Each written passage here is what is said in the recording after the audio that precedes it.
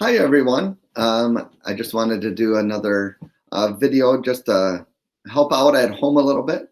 I know as we continue going this routine, there are certain tips that might help out as we're working with our kids from home, which is not a normal role for us as parents. So I was hoping just to do that.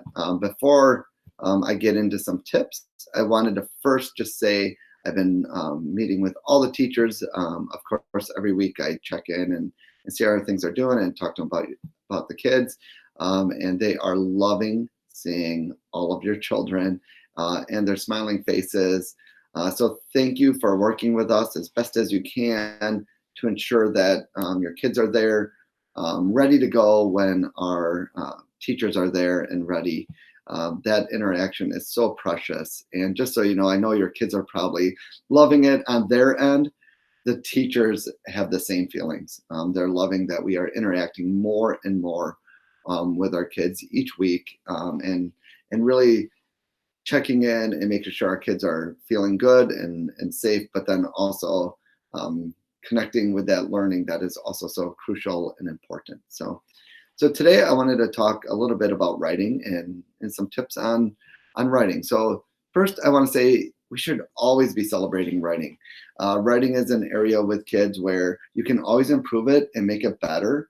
And then that sometimes if we're not celebrating approximation, which means they're kind of getting it or they're getting close to it, or celebrating really when it's not perfect, it starts to tell them that they're not able to do it or tell their mind that they can struggle with it.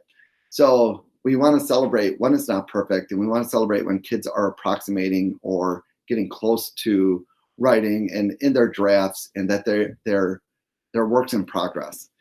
So I do have some tips for you though, as you are like, what are some of the ways to celebrate writing with your kids? So first of all, have your writer read their writing to you. So sit down and say, hey, can you read this to me? And again, listen and be excited and ask questions and be interested. Specifically, you can ask them about their favorite part and why is that their favorite part? Or tell them after they read it to you, and this really will excite them, tell them what your favorite part of their writing was and why. So you're focusing on those bigger ideas of their writing. Talk about what they've tried. Like, what are some of the strategies you tried? Show me some of your craft moves that you have done as an author in this writing. And then also put it on display. Like, take their writing, again, no matter what it looks like, you want to celebrate that they are in the writing process and they're writing and they're giving it their best.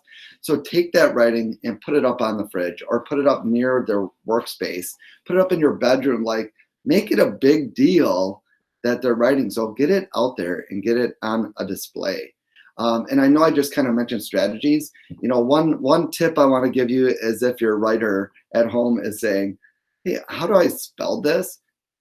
Never spell it for them. Like we once we do that, we're creating that dependence on you to be able to spell their words. When really there are strategies we teach them, or at like primary levels, they have word walls for some of the words they can't spell. So try to reference them to like, so what do you normally do when you're not able to spell a word?